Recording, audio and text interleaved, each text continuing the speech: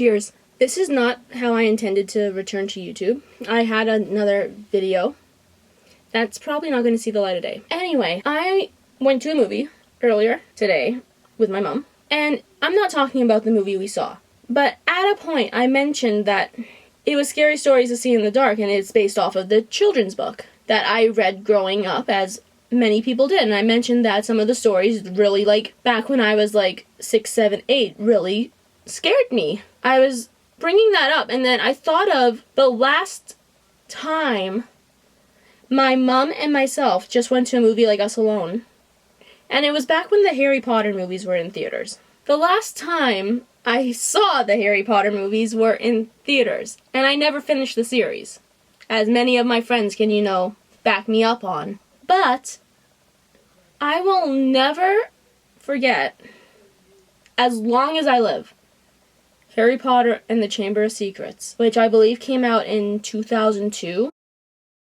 I was around 7, 8 years old when it came out. So, one thing that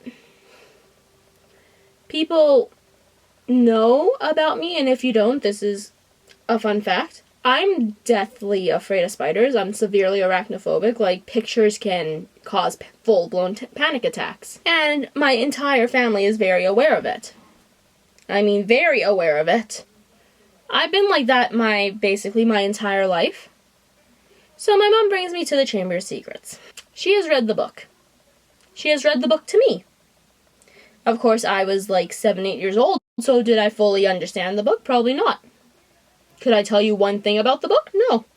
I could tell you one part of the movie, though, that will never leave my brain. Everything's going great in the theaters.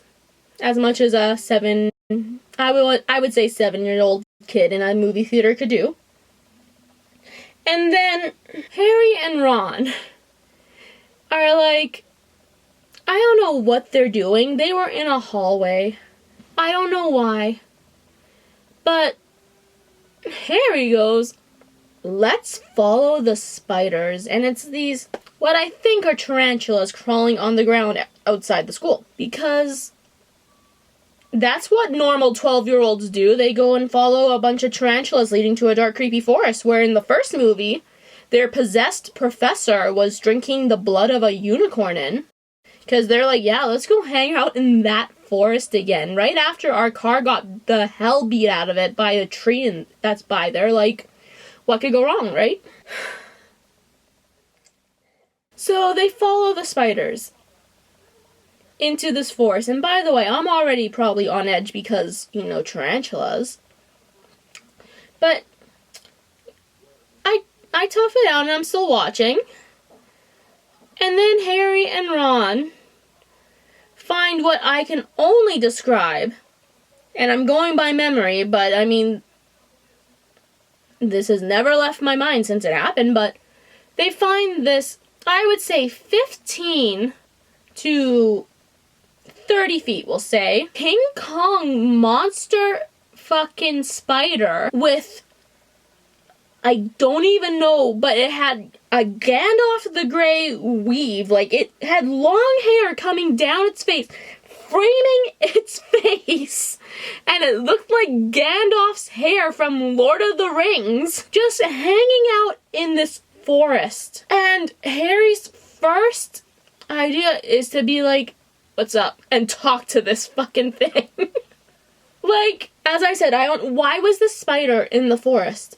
Why was this thing there? I don't remember. It was there, and it shouldn't have. It shouldn't have ever existed. Ever. Like, and then not even that, they have a full-blown conversation. And by the way, the spider is one of the most fluent English speakers I have ever met in my whole movie-watching career. It was saying lines better than Harry and Ron, and they're supposed to be humans. Like, why? But anyway, they have a nice conversation like they're old-time friends. And then Harry and Ron are like, well, I guess we better be going back to school, because, I don't even know why they were like, why they have to go back. They made up some excuse, like, I have no idea. But then this spider is like, I can't let you leave because I have many giant children and they want to eat human flesh. From what I remember, that is basically what the spider told them. So, number one, this spider is a male from what I understand. Male voice, like, pretty sure they have said that it was a he. Do male spiders have babies? Do they lay eggs and have babies? Where did these children come from?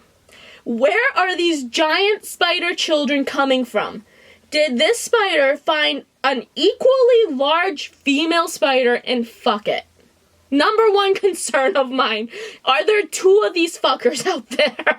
My second concern, the embodiment of my 8-year-old self watched this giant spider of nightmares wearing a Gandalf the Grey wig tell two very small children that it wants to feed those small children to its children. This is a children's book. This was a children's movie.